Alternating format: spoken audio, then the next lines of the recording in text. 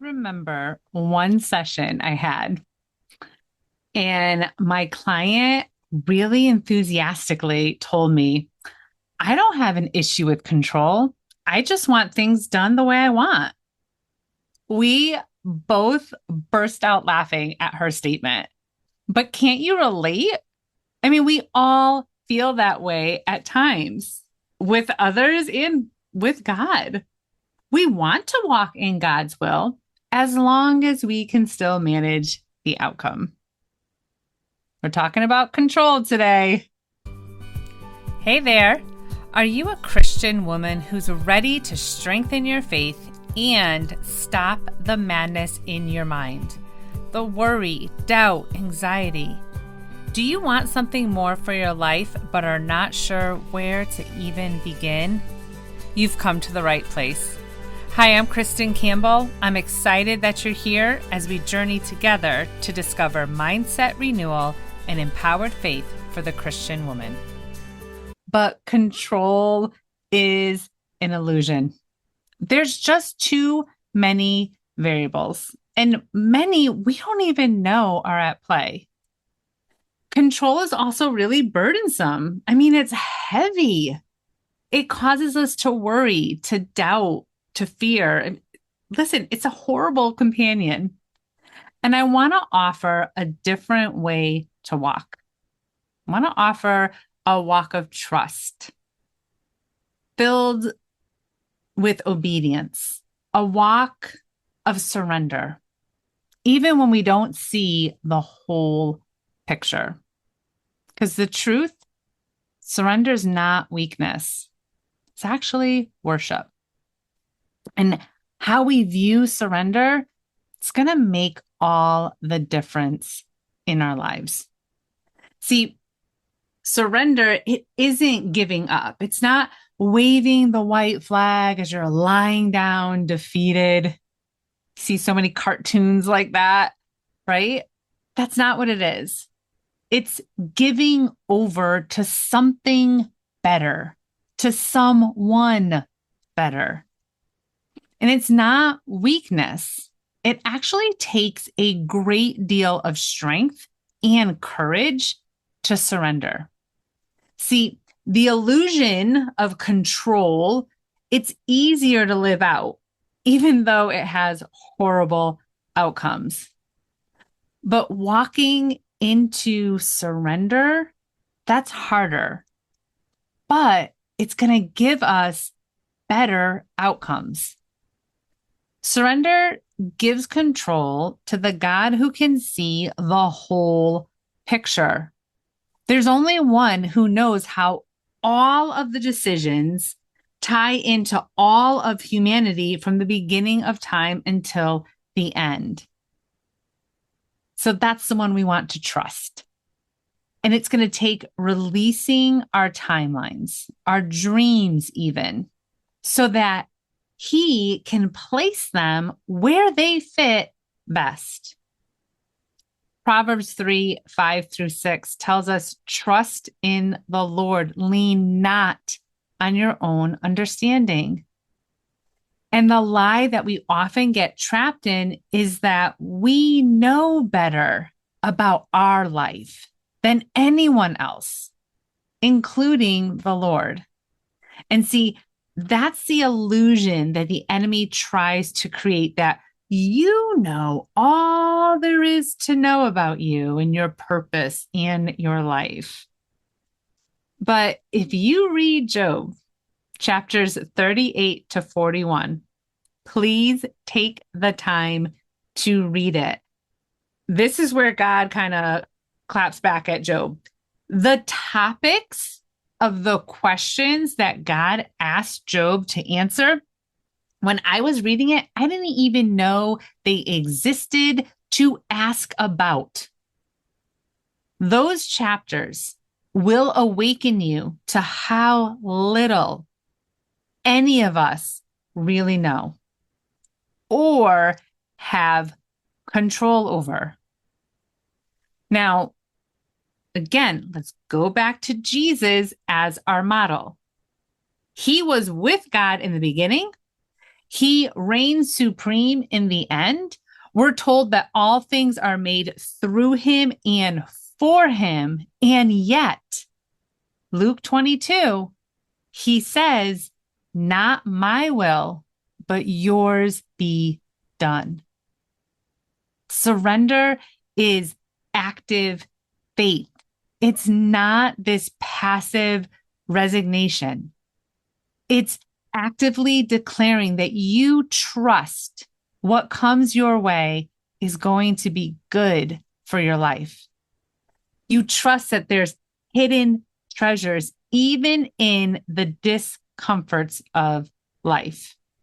Now, I tell my clients all the time, get comfortable with discomfort. Hey, friend, can I pause for just a moment?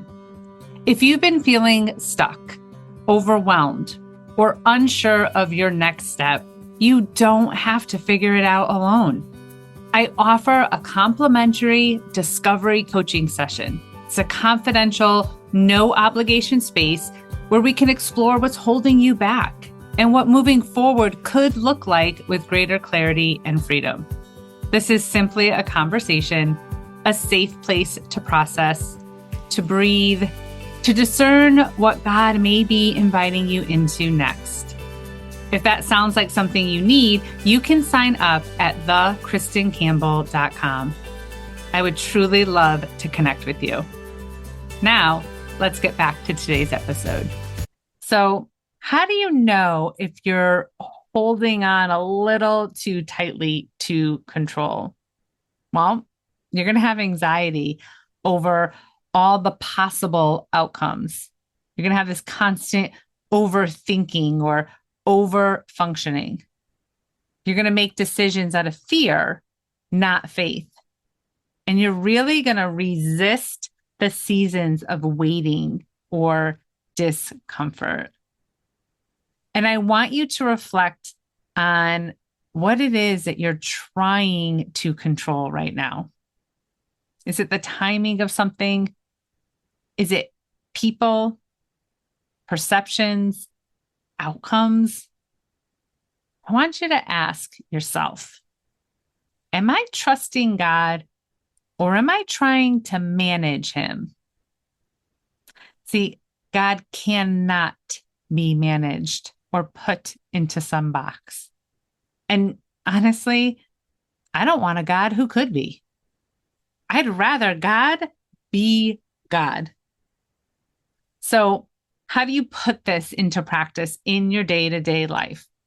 As always, it begins with awareness. What areas are hardest for you to surrender? And start with just one. And make it your prayer in that area, not my will, Lord, but yours. Ask the Holy Spirit for courage to release what you're gripping. See, surrender often starts with small steps of obedience. Now, I remember when I heard God so clearly to move from Connecticut to Florida to work at House of Hope. But when that season came to an end, I wasn't really sure what to do next. Now, I had ideas of what I could do, even what I wanted to do. My parents had ideas of what they wanted me to do. My friends, both in Florida and in Connecticut, they had thoughts too. And it really would have been easy for me just to put my plan into place, to control my destiny. But there was this little nudge in my spirit. I want to encourage you to pay attention to that. And it was this nudge to return to Florida. After my season ended at House of Hope, I came home for a quick vacation to try to figure it out. And I had this nudge just to return to Florida. I didn't have anything for me there. I had no job lined up. And then I felt this nudge to accept a position at a really small family-owned custom closet company. And it made no sense. Not to me, not to my parents, not to my friends. I mean, I knew nothing of closets. I mean, I knew I needed them and I used them, but I had no idea. It didn't pay what I needed. I mean, honestly, I was not thrilled about it. But I surrendered my will and I obeyed. Well, guess who also worked there? My now husband, Pete. And it was through that job that we became such good friends.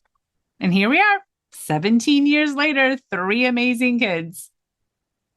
God doesn't waste surrendered things.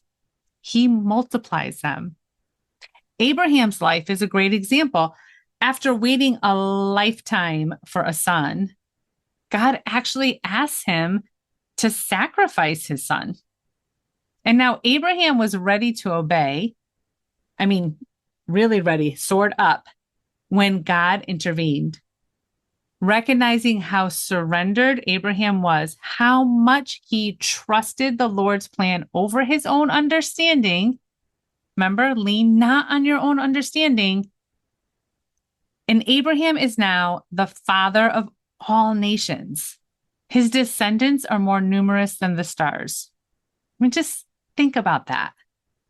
Now, again, I have another free reflection guide that you can download that's going to help you in the area of surrendering your control.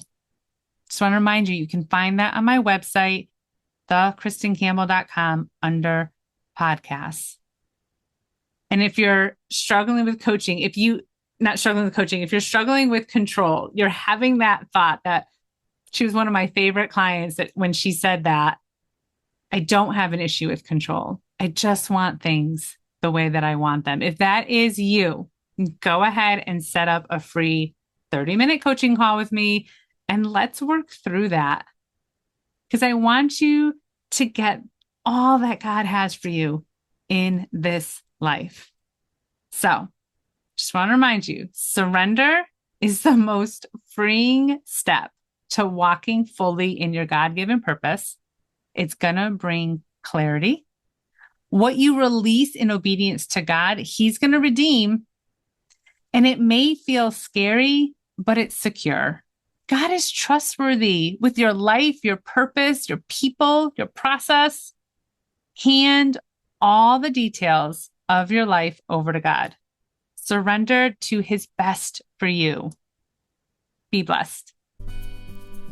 Thank you for listening to today's podcast. I hope you walked away a little stronger in your faith and freer in your mind. You are so loved. If you like this episode, share it with a friend. Leave your ratings and reviews, and engage with me on social media. I'd love to hear from you.